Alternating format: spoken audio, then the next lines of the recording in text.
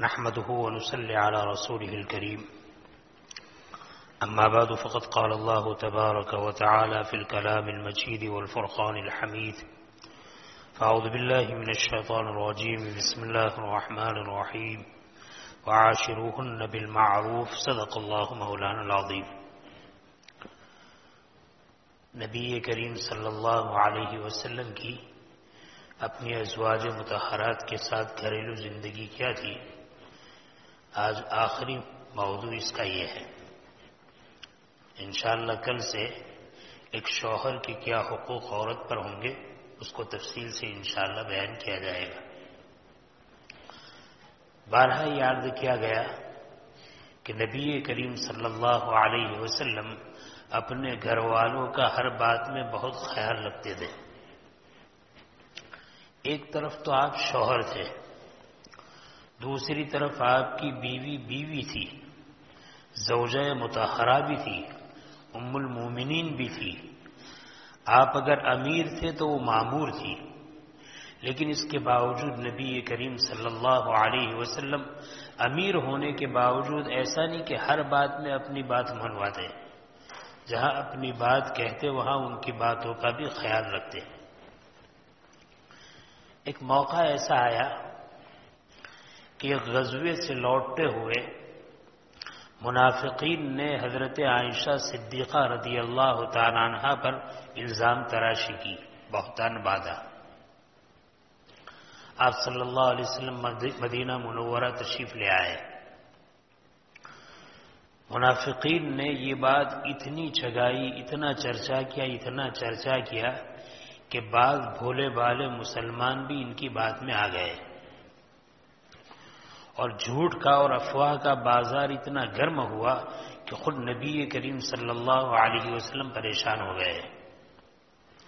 کبھی تو آپ ازواج مطہرات سے تحقیق کرتے ہیں، کبھی حضرت بریرہ سے تحقیق کرتے ہیں، کبھی صحابہ سے تحقیق کرتے ہیں، اس لیے کہ عالم الغیب تو آپ نہیں ہیں. ایک مرتبہ نبی کریم صلی اللہ علیہ وسلم انہی دنوں میں ام المومنین حضرت عائشہ رضی اللہ عنہا کے گھر تشریف لائے اور حضرت عائشہ سے فرمایا، اے عائشہ، اگر تو اس الزام تراشی میں پاک ہے، بری ہے، تو اللہ تیری برات کو ظاہر فرما دیں گے،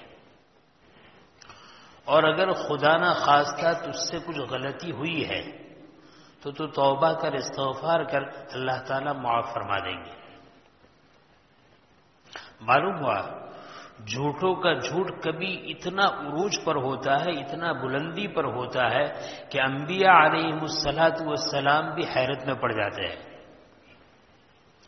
ام المومنین حضرت عائشہ رضی اللہ تعالیٰ عنہ بالکل پاک ہے، اور ایسی پاک ہے کہ کوئی آدمی ان کی پاکی پر شبہ کرے وہ کافر ہے. اس لیے کہ ان کی پاکی، ان کی تطہیر، ان کا تقدس قرآن کریم نے بیان کیا ہے، اتنی پاک ہے. جب حضرت عائشہ پاک ہیں اور نبی کریم صلی اللہ علیہ وسلم نے دونوں باتیں ارشاد فرمائی کہ اگر بری ہے تو اللہ برات ظاہر فرما دیں گے، اور اگر غلطی ہوئی ہے تو توبہ کر، اللہ معاف فرما دیں گے، حضرت عائشہ کو بہت ٹھیس لگی، بہت برا لگا کہ دوسرے تو اس بات میں آ گئے، میرے شوہر بھی اس بات میں آ گئے. انہی دنوں میں جب اب نبی کریم صلی اللہ علیہ وسلم حضرت عائشہ کے مکان پر تھے، حضرت جبرائیل امین آئے اور قرآن کریم کی آیات لے کر آئے جس میں حضرت عائشہ کی برات کو ظاہر کیا گیا. جب وہ آیت نبی کریم صلی اللہ علیہ وسلم پر نازل ہوئی، آپ نے پڑھی اور حضرت عائشہ کی پاکیزگی کو اور برات کو بیان فرمایا. خود نبی کریم صلی اللہ علیہ وسلم خوش ہیں، حضرت عائشہ کے گھر والے، ان کے باپ اور ان کی ماں خوش ہیں. حضرت ابوبکر نے اور ان کی اہلیہ نے حضرت عائشہ سے کہا کہ اٹھ اور اللہ کے رسول کو سلام کر، ان کا شکریہ ادا کر کہ اللہ نے ان کی زبان پر تیری پاکیزگی کو ظاہر کر دیا. حضرت عائشہ رضی اللہ تعالیٰ عنہ ناز میں ہیں، غصے میں ہیں. کہا میں ان کو شکریہ ادا کروں، ان کو سلام کروں؟ یہ بھی تو ان لوگوں میں تھے جن کو شبہ ہو گیا تھا. میں تو اس اللہ کا شکر ادا کروں گی جس اللہ نے میری برات کو ظاہر کیا ہے. میں اللہ کے نبی کو سلام نہیں کروں گی, ان کا شکریہ ادا نہیں کروں گی. صاف کہہ دیا. مجھے کیا بتلانا ہے؟ بتلانا یہ ہے کہ اگر حضرت عائشہ رضی اللہ تعالی عنہ کی برات قرآن کریم کے ذریعے سے اللہ نے نازل فرمائی تو وہ نبی کریم صلی اللہ علیہ وسلم کی وجہ سے کہ یہ عائشہ حضرت نبی کریم صلی اللہ علیہ وسلم کی زوجہ مطہرہ ہے. پاکیزگی نازل ہوئی لیکن اللہ کے رسول کی وجہ سے. اس کے باوجود حضرت عائشہ ناز میں ہیں, خفا ہے اور کہہ رہے ہیں کہ میں حضرت نبی کریم صلی اللہ علیہ وسلم کا شکریہ ادا نہیں کروں گی, میں تو اس اللہ کا شکریہ ادا کروں گی جس نے میری برات ظاہر کی ہے. حضرت ابو بکر ہے, ام رومان ان کی اہلیہ ہے, حضرت عائشہ ہے, نبی کریم صلی اللہ علیہ وسلم ہے, اور سب کے سامنے حضرت عائشہ نے منع کر دیا. نبی کریم صلی اللہ علیہ وسلم نے اس کو برا نہیں مانا. بتلانا یہ ہے. اور مرد کے اندر کتنا تحمل ہونا چاہیے, کتنی بردباری ہونی چاہیے. حضرت عائشہ صاف انکار کر رہی ہے اور آپ بالکل اس کو گناہ نہیں مان رہے ہیں. آپ جانتے ہیں عورت کا تقاضا ہے, اس کو معلوم ہے کہ میں بھی شش و پنج میں تھا, پریشانی کے عالم میں تھا, مجھ پر بھی کچھ وعدے نہیں تھا, میں نے بھی دونوں باتیں کہی تھی. واقعی میں اگر اس کو غصہ ہے, اس کو ناز ہے تو اس کو حق ہے کہ وہ ناز کرے. یہ ہے مرد کہ عورت کے مزاج کی اتنی ساری رعایت کرے. یہاں ایک عجیب بات سمجھ میں آتی ہے. اگر ہمارے نکاح میں انتہائی پاک دامن عورت ہے جس کی پاکی خاندانوں سے چلی آ رہی ہے, اس کے آباء و اجداد, اس کی ماں, نانیاں, دادیاں پاک دامن رہی ہے اور کبھی بھی اس کی عفت پر کوئی چھینٹا نہیں پڑا ہے, خدا نہ خواستہ بشری تقاضے کی وجہ سے کبھی کوئی معمولی چوک ہو جائے تو یہ معمولی چوک اس لحاظ کی نہیں ہے کہ فوراً اس کو طلاق دے دی جائے, اس کو مار دھاڑ کیا جائے, اس کو تماچا مارا جائے, اس کو گالی گلوچ کی جائے, بلکہ یہ اس قابل ہے کہ اس کو معاف کیا جائے. اللہ کے رسول نے کیا فرمایا کہ اگر تجھ سے غلطی ہوئی ہے تو توبہ کر, اللہ معاف کرنے والے ہیں. یہ سیکھنے کی چیز ہے. کب؟ جبکہ عورت پاک دامن ہے, اس کا خاندان پاک دامن ہے, اس کی عفت اور عصمت پر لوگ شاہد ہیں. اور اگر خدا نخواستہ کوئی عورت اپنی نادانی کی وجہ سے کسی کے بہکاوے میں آ جائے تو یہ اتنا بڑا جرم نہیں ہے کہ اس کو طلاق دیا ہے. باہر ایک بات تو یہ ہے. دوسری بات, یہ تو میں نے وہ باتیں عرض کی جس میں نبی کریم صلی اللہ علیہ وسلم نے براہ راست اپنی ازواج مطہرات کا اتنا سارا خیال رکھا. اور ذرا آگے بڑھے. ام المومنین حضرت عائشہ رضی اللہ عنہا فرماتی ہے کہ میں نے حضرت خدیجہ رضی اللہ عنہا کا زمانہ نہیں پایا. ان کے انتقال کے بعد میں آپ کے نکاح میں آئی ہوں, مجھے شعور ہوا ہے, میں نے ان کو دیکھا نہیں ہے. لیکن جب میں آپ کے نکاح میں آئی تو میں نے دیکھا کہ نبی کریم صلی اللہ علیہ وسلم حضرت خدیجہ رضی اللہ تعالی عنہا کا ذکر خیر بہت کثرت سے کرتے ہیں. خدیجہ ایسی تھی, خدیجہ ایسی تھی, خدیجہ میں یہ کمال تھا, خدیجہ میں یہ خوبی تھی, خدیجہ میں یہ منقبت تھی. خدیجہ کے خوب فضائل بیان کرتے تھے. ام المومنین حضرت عائشہ رضی اللہ عنہ فرماتی ہے کہ کبھی تو مجھے رشک آتا تھا اور میں کہتی کہ دنیا میں خدیجہ ہی کوئی عورت ہے, اس کے علاوہ کوئی عورت ہی نہیں ہے. روایت میں ہے کہ خدیجہ کے علاوہ کوئی عورت ہی نہیں ہے. نبی کریم صلی اللہ علیہ وسلم فرماتے تھے نہیں, واقعی میں خدیجہ تھی. اس نے اس وقت میرا تعاون کیا تھا جب سب نے میرا انکار کیا, اس نے میرا اقرار کیا. سب نے مجھے جھٹلایا, اس نے میری تصدیق کی. سب نے مجھے نکال دیا, اس نے مجھے ٹھکانہ دیا. اور اللہ نے مجھے اولاد بھی اسی سے عطا فرمائی.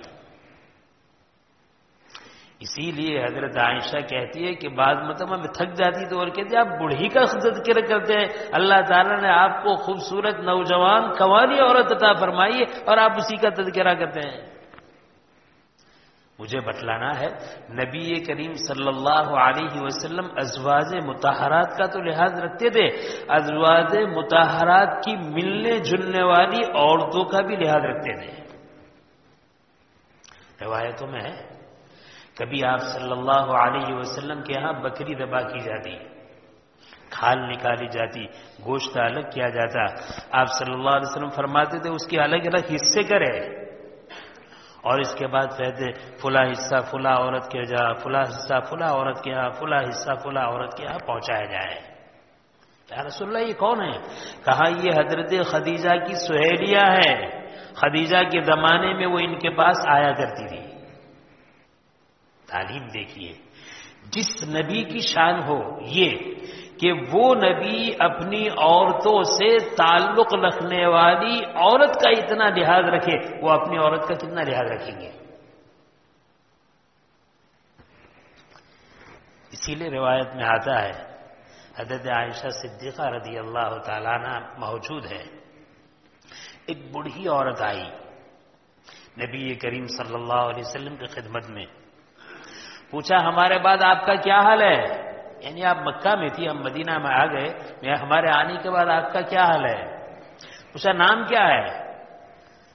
کہا جسا تھا بنت مزینہ، کہا نہیں حنانہ بنت مزینہ، اچھا نام رکھا، جساسا اچھا نام نہیں ہے، جسامہ یا جساسا؟ جسامہ۔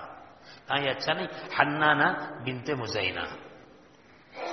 اس کے بعد کہا کیا حال ہے؟ کہا کہ اچھے حالت میں ہے۔ آپ صلی اللہ علیہ وسلم نے ان کی خاطر تواضع کی، مہمان نوازی کی، ان کے ساتھ بھلائی کا معاملہ کیا، جانے لگی ہدیے تحائف پیش کیے، چلی گئی۔ ام المومنین حضرت عائشہ رضی اللہ عنہا پوچھنے لگی یا رسول اللہ یہ بوڑھی عورت، اس کے آنے پر آپ نے اس کا اتنا اکرام کیا، اتنی خاطر تواضع کی، یہ کون ہے؟ نبی کریم صلی اللہ علیہ وسلم نے ارشاد فرمایا اے عائشہ یہ وہ عورت ہے کہ جب میرے پاس میرے نکاح میں خدیجہ تھی، خدیجہ کے پاس کثرت سے یہ آیا کرتی تھی۔ اور اسلام کی اعلیٰ تعلیم یہ ہے کہ پیچھے والے معاملات کا لحاظ رکھا جائے۔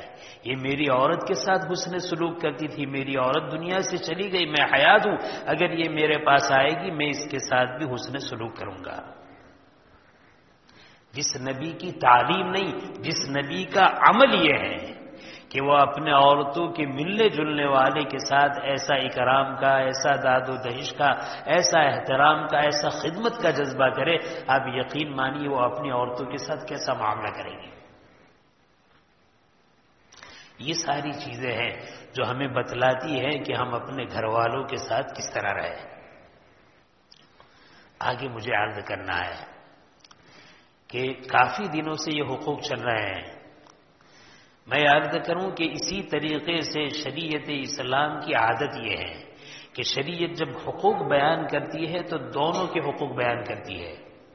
اگر شریعت نے عورتوں کے حقوق کھول کھول کر بیان کیے ہیں تو شریعت اسلام نے مردوں کے حقوق بھی کھول کھول کر بیان کیے ہیں۔ یہ شریعت کا اعتدالی نظام ہے، انصاف والا نظام ہے، کوئی بھی طبقہ ایسا نہیں جس کے حقوق کو بیان نہ کیا ہو۔ اگر عورت کے حقوق ہے تو شوہر کو بھی حقوق ہے، ماں باپ کے حقوق ہے تو اولاد کے بھی حقوق ہے، استاد کے حقوق ہے، شاگرد کے بھی حقوق ہے، بادشاہ کے حقوق ہے تو رعایا اور پبلک کے بھی حقوق ہے۔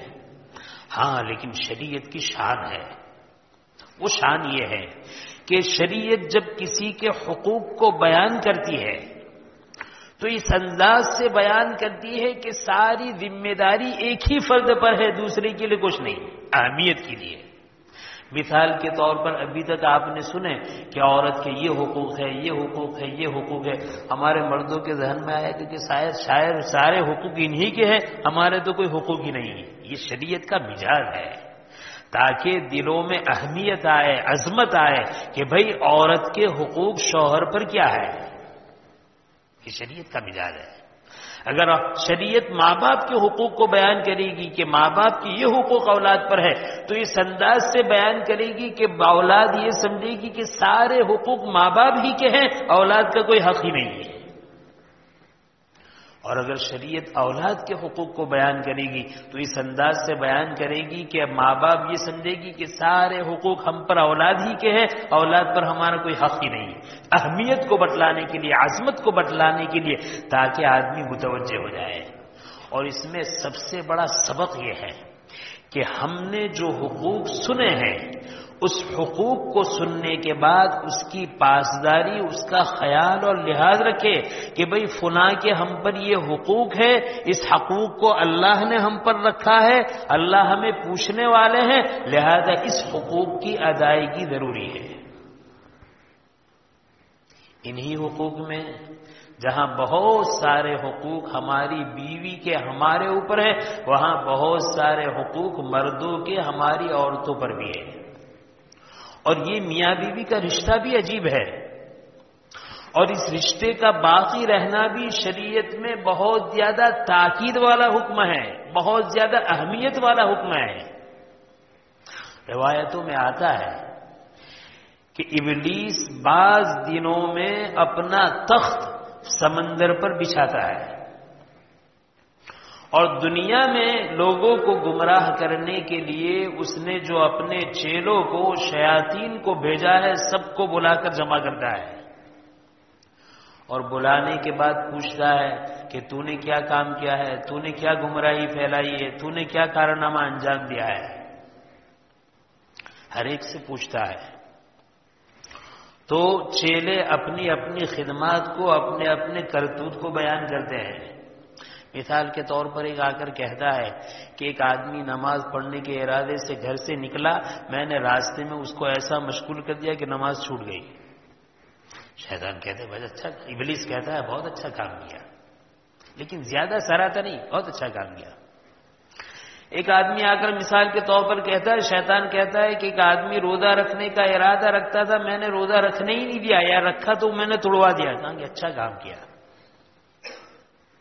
ایک آدمی زکوٰۃ دینے کا ارادہ کرتا تھا، میں نے مال کی محبت ایسی ڈالی کہ زکوٰۃ دینے سے رک گیا، بہت اچھا کام کیا. مثال کے طور پر کوئی آ کر کہتا ہے کہ میں نے کسی بندے کو زنا میں مبتلا کر دیا، شراب پینے میں مبتلا کر دیا، جوا کھیلنے میں مبتلا کر دیا، عیاشی میں، بے حیائی میں، مختلف گناہوں میں مبتلا کر دیا، تو شیطان کہتا ہے ٹھیک ہے اچھا کام کیا.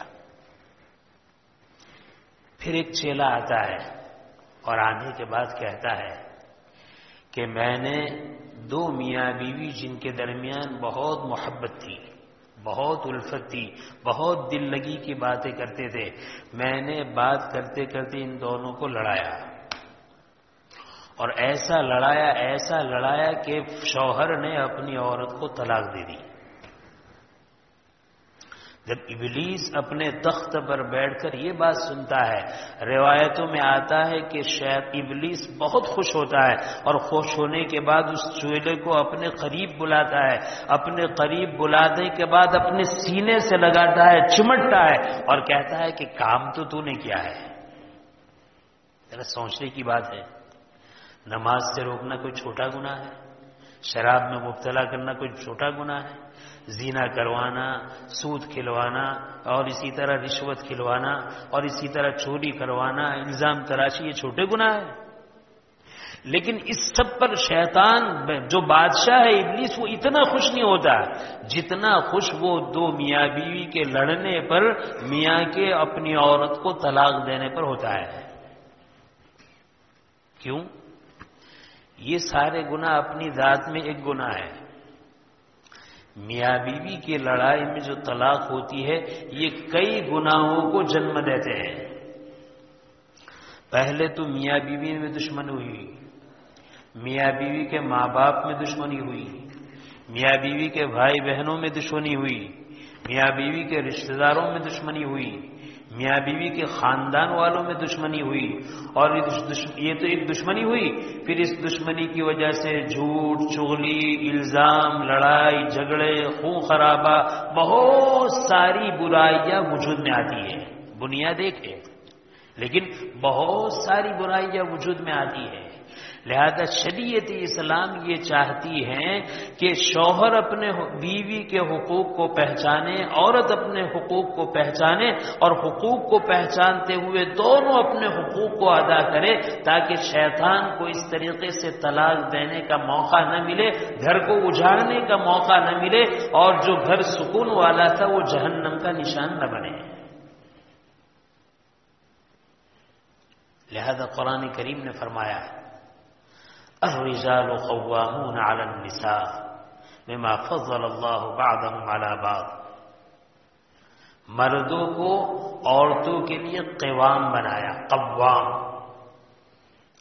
قوام کا ایک ترجمہ ہے ذمہ دار، ایک ترجمہ ہے حاکم، دونوں ترجمے صحیح ہے۔ ہم نے مردوں کو عورت کے لیے ذمہ دار بنایا، یعنی ان کے کام کو انجام دینے کا ذمہ دار بنایا۔ لفظی ترجمہ ان کو تھامنے والا بنایا، ان کو سہارا دینے والا بنایا، ان کے کام میں ان کی مدد کرنے والا بنایا۔ اور دوسرا ترجمہ بعد شرح نے کیا ہے، ہم نے عورتوں پر مردوں کو حاکم بنایا۔ حاکم بنانا یہ بھی صحیح ہے، انشاءاللہ اس کی تشریح بعد میں ہوگی۔ آج کل کی دنیا یہ پروپیگنڈا کرتی ہے کہ شریعت اسلام نے مرد کو عورت پر حاکم بنایا، عورت کی حیثیت کو گرا دیا، گھٹا دیا۔ مساوات چاہیے، برابری چاہیے، جو مقام مرد کا ہو وہ مقام عورت کا ہو۔ ڈھنڈوڑا تو یہ پیٹا، آواز تو یہ لگائی، لیکن عدل و انصاف نہیں دیا۔ اور میرے بھائی، پہلا ترجمہ کہ وہ ذمہ دار ہیں، کام کو انجام دینے والا ہے، یہ تو سمجھ میں آنے والا ہے۔ دوسرا ترجمہ حاکم ہے، یہ بھی سمجھ میں آنے والا ہے، لیکن سمجھنے کی ضرورت ہے حاکم کیا ہے۔ ہمارے جہاں یہ جب بات کہی جاتی ہے کہ مرد حاکم ہے، مرد بادشاہ ہے، مرد امیر ہے، تو ہمارا تصور آج کل کے حاکم، آج کل کے بادشاہ، آج کل کے امیر کی طرف ہوتا ہے۔ گویا کہ بادشاہ بادشاہ ہے، باقی نوکر ہے، بادشاہ امیر ہے، باقی مامور ہے، بادشاہ شیٹھ ہے، باقی چاکر ہے۔ شریعت اسلام میں حاکم کا یہ مطلب نہیں ہے، سید اور سردار کا یہ مطلب نہیں ہے۔ حدیث میں سید القوم خادمہم، قوم کا سردار قوم کا خادم ہوتا ہے۔ تو اگر مرد عورت کے لیے حاکم ہے، مطلب یہ کہ خادم ہیں، ان کے کام میں تعاون کرنے والے ہیں، یہ مطلب ہے۔ اور شریعت کا مزاج ہے، مثال کے طور پر دو آدمی سفر کر رہے ہیں اور مختصر سفر ہے، تو شریعت کی تعلیم یہ ہے کہ دو آدمی میں ایک کو امیر بنا لو، تاکہ ہمارا یہ مختصر سفر بڑی اچھی طریقے سے گزرے۔ کیا رائے ہے آپ کی؟ دو آدمی ہیں، دونوں دوست ہیں، دونوں بھائی ہیں اور مختصر سفر کر رہے ہیں، شریعت کہہ رہے ہیں ایک کو امیر بنا لو تاکہ آپ کا سفر اچھا گزرے۔ میاں بیوی کا یہ سفر ہے، بہت طویل سفر ہے، بہت لمبا سفر ہے، زندگی کا سفر ہے، کیا اس کو نبھانے کے لیے، اس کو اچھی طریقے سے انجام دینے کے لیے امیر کی ضرورت نہیں ہے؟ یقیناً ضرورت ہے۔ اور میرے بھائی، میاں بیوی کا یہ سفر، اس کو اس طرح سمجھے، میاں بیوی کا یہ سفر بیل گاڑی کے دو پہیے ہیں۔ بیل گاڑی کے دو پہیے ہوتے ہیں، پہیے ہوتے ہیں، دونوں پہیے ضروری ہیں۔ میاں بیوی کی زندگی کا یہ سفر، یہ دونوں پہیے ہیں، ایک شوہر ہے، ایک عورت ہے۔ اور دیکھو واقعی میں شریعت میں امیر کون ہوتا ہے؟ حضرت مولانا مفتی شفیع صاحب رحمۃ اللہ علیہ فرماتے ہیں، ہم چند ساتھی اپنے استاد شیخ الفقہ والادب حضرت مولانا اعجاز علی صاحب رحمۃ اللہ علیہ کے ساتھ سفر کرنے لگے۔ جب ریلوے اسٹیشن پہنچے، گاڑی کے آنے کی کچھ دیر تھی، تو حضرت نے فرمایا کہ سنت طریقہ یہ ہے کہ سفر شروع کرو تو سفر سے پہلے ایک امیر بنا لو۔ لہذا ہم میں سے ایک امیر منتخب ہونا چاہیے۔ مجھے بتلانا ہے امیر کی حیثیت شریعت میں کیا ہے۔ آج کل ہم جو سمجھتے ہیں امیر یعنی سیٹھ باقی نوکر، شریعت میں وہ امیر نہیں ہے۔ چنانچہ شاگردوں نے کہا حضرت آپ ہمارے استاد ہیں، ہم آپ کے شاگرد ہیں، امیر بنانے کی ضرورت نہیں، آپ متعین ہیں، امیر آپ ہی ہے۔ حضرت نے کہا واقعی میں امیر ہوں، آپ مجھے امیر بنا؟ کہا آپ امیر ہیں، آپ استاد ہیں، ہم شاگرد ہیں، ہم آپ پر کیسے امیر بن سکتے ہیں؟ کہا کہ آپ نے امیر خوشی سے بنایا؟ کہا کہ ہاں۔ کہا امیر کی اطاعت کرو گے؟ کہا 100% کریں گے۔ کہا ٹھیک ہے، دیکھو میں آپ کا امیر ہوں اور امیر کی اطاعت واجب ہے، لہذا آپ کو میری اطاعت کرنی ہے۔ گاڑی آئی، حضرت نے کہا ہر ایک اپنا سامان اپنی جگہ پر رکھ دو۔ ہر ایک کا سامان حضرت نے خود اٹھایا اور اٹھانے کے بعد اندر پہنچے اور ہر ایک کی جگہ کی اور بٹھایا۔ حضرت نے کہا، حضرت بچوں نے کہا، طلباء نے کہا حضرت یہ کیا کر رہے ہو؟ کہا خاموش رہو، تم نے مجھے امیر بنایا ہے اور امیر کی اطاعت واجب ہے، لہذا میں کہوں وہ کرنا پڑے گا۔ سامان یہاں رکھو، تم ٹھہرو، میں پہلے چڑھتا ہوں۔ سامان اندر رکھا اور سیٹ ساری بتائی اور اس کے بعد سب کو بٹھایا۔ حضرت فرماتے ہیں پورا سفر جب بھی کوئی مشقت والا کام آتا حضرت آگے ہوتے، ہمیں خاموش، ہمیں کچھ بولنے کی اجازت نہیں، کچھ کرنے کی اجازت نہیں۔ ہم طلباء کہنے ہم نے تو اپنے استاد کو امیر بنا کر قیامت اپنے اوپر ڈھا دی، یہ کیا مصیبت ہے؟ نہیں، شریعت کا یہ مزاج ہے کہ اگر تم امیر ہیں تو امیر کے معنی سیٹ کے نہیں ہیں، امیر کے معنی خادم کے ہیں، امیر کے معنی انتظام کرنے کے ہیں، امیر کے معنی ذمہ داری کو پورا کرنے کے ہیں۔ اگر شریعت اسلام کہتی ہے الرجال قوامون علی النساء، اے مرد تم اپنی عورتوں پر حاکم ہو، تو حاکم کا یہ مطلب ہے۔ انشاءاللہ بقیہ تفصیل کل ہوگی۔ اللہ تعالی شانو کئی سنی باتوں پر عمل کی توفیق نصیب فرمائے۔ سبحانك اللهم وبحمدك وتبارك اسمك وتعالى جدك وجل ثناؤك ولا إله غيرك، اللهم لك الحمد حمدا دائما مع دوامك، ولك الحمد حمدا خالدا مع خلودك، ولك الحمد حمدا لا منتهى له دون مشيتك، ولك الحمد حمدا لا يريد قائله إلا رضاك، ولك الحمد حمدا عند كل طرفة عين وتنفسك لنفس۔ اللهم صل على محمد النبي وأزواجه أمهات المؤمنين وذريته وأهل بيته كما صليت على إبراهيم إنك حميد مجيد۔ ربنا آتنا في الدنيا حسنة وفي الآخرة حسنة وقنا عذاب النار۔ ربنا لا تزغ قلوبنا بعد إذ هديتنا وهب لنا من لدنك رحمة إنك أنت الوهاب۔ ربنا ظلمنا أنفسنا وإن لم تغفر لنا وترحمنا لنكونن من الخاسرين۔ اللهم لا سهل إلا ما جعلته سهلا وأنت تجعل الحزن سهلا إذا شئت۔ لا إله إلا الله الحليم الكريم، سبحان الله رب العرش العظیم والحمد للہ رب العالمین۔ الہی اپنے فضل و کرم سے کہنے سننے کو قبول فرما، اے اللہ اس پر عمل کی توفیق عطا فرما۔ اے اللہ آج تک ہمارے ذہنوں میں عمارت گھسی ہوئی ہے، امیر بننا ہمیں گھسا ہوا ہے، اور ہم اپنے آپ کو ایسے امیر سمجھتے ہیں کہ ہمارے گھر کا ہر فرد ہمارا نوکر ہے، ہمارا چاکر ہے۔ اے اللہ اس سے ہمارے ذہن کو صاف کر دیجئے۔ اے اللہ امیر خادم کے معنی میں ہے، اے اللہ ہمیں خادم بن کر زندگی گزارنے کی توفیق عطا فرما۔ اے اللہ ہم اپنا کام خود کرنے والے ہو، ہم اپنی بیوی کے خادم ہو، ہم اپنے بچوں کے خادم ہو، ہم اپنے والدین کے خادم ہو، ہم اپنے بھائی بہنوں کے خادم ہو۔ اے اللہ ایسی ہے اللہ ہمیں توفیق عطا فرما، ایسی سمجھ عطا فرما، ایسی ہدایت نصیب فرما۔ الہ العالمین ہمیں شریعت کی تعلیم کو پہچاننے کی توفیق عطا فرما، شریعت کے رموز کو معلوم کرنے کی توفیق عطا فرما، اور آپ کی سیرت سے واقف کرا کر زندگی کے ہر شعبے میں آپ کی سیرت پر عمل کرنے کی توفیق عطا فرما۔ اے اللہ ہم نے دنیا کے ماڈرن کلچر کو دیکھا ہے اور اسی پر ہم نے اپنی کامیابی کو منحصر سمجھا ہے۔ اے اللہ ہمارا ایمان ہے کہ کامیابی آپ کے نبی کے نقش قدم پر ہے۔ اے اللہ اس یقین کو پختہ کر دیجئے، اس یقین پر اے اللہ اعتماد نصیب فرما دیجئے۔ اے اللہ اس عقیدے پر اعتماد نصیب فرما دیجئے، اور زندگی کے ہر شعبے میں اے اللہ نبی کریم صلی اللہ علیہ وسلم کی سنتوں کو زندہ کرتے ہوئے اے اللہ ہمیں زندگی گزارنے کی توفیق عطا فرما۔ اے اللہ ہر خیر کو مقدر فرما۔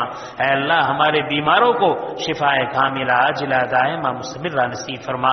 ہمارے قرض داروں کی قرض کی ادائیگی کی شکلیں پیدا فرما، پریشان حالوں کی پریشانیوں کو دور فرما، بے اولاد کو اولاد عطا فرما، بے گھر کو گھر عطا فرما۔ اے اللہ ہم میں سے کون کیا پریشانی میں مبتلا ہے، اے اللہ آپ ہم سے زیادہ جانتے ہیں۔ اے اللہ کتنے بیچارے ایسے مظلوم ہیں، ایسے پریشان حال ہیں کہ اپنی پریشانی کا اظہار بھی نہیں کر سکتے ہیں۔ اے اللہ آپ علیم بذات الصدور ہیں، ان کی پریشانیوں سے بھی آپ واقف ہیں۔ اے اللہ ہر پریشان مرد، ہر پریشان عورتوں کی پریشانیوں کو دور فرما۔ اے اللہ اگر اپنے بڑوں کی طرف سے ہیں، اپنے اے اللہ حکام کی طرف سے ہیں، اپنے شوہر کی طرف سے ہیں، اے اللہ اپنے خاندان والوں کی طرف سے ہیں، اے اللہ ساری پریشانیوں کو دور فرما دے۔ اے اللہ ہمیں انسانیت عطا فرما، احترام انسانیت نصیب فرما۔ اے اللہ لوگوں میں جھوڑ نصیب فرما، اتحاد اور اتفاق نصیب فرما۔ اے اللہ ہم مسلمان کہنے کو ہیں، اے اللہ ہمارے دل حسد سے بھرے ہوئے ہیں، اے اللہ کینہ سے بھرے ہوئے ہیں، بغض و عداوت سے بھرے ہوئے ہیں، اے اللہ تکبر سے بھرے ہوئے ہیں، اے اللہ نفاق سے بھرے ہوئے ہیں۔ اے اللہ ہمارے دلوں کو پاک اور صاف کر دیجئے۔ اے اللہ قرآن کریم کی تلاوت کے نور سے، روزے کی برکات سے ہمارے نفوس کو اے اللہ پاک اور صاف کر دیجئے، جلا عطا فرما دیجئے۔ قرآنی اے اللہ نورانیت ہمارے دلوں میں پیدا فرما دیجئے، ایمان کی حلاوت ہمیں عطا فرما دیجئے۔ اے اللہ ہر خیر کو مقدر فرما دیجئے، ہر شر سے حفاظت فرما دیجئے۔ الہ العالمین جو کچھ مانگا وہ بھی عطا فرما دیجئے، جو کچھ رہ گیا اپنے فضل سے اس سے بڑھ کر اور بہتر عافیت کے ساتھ نصیب فرما دیجئے۔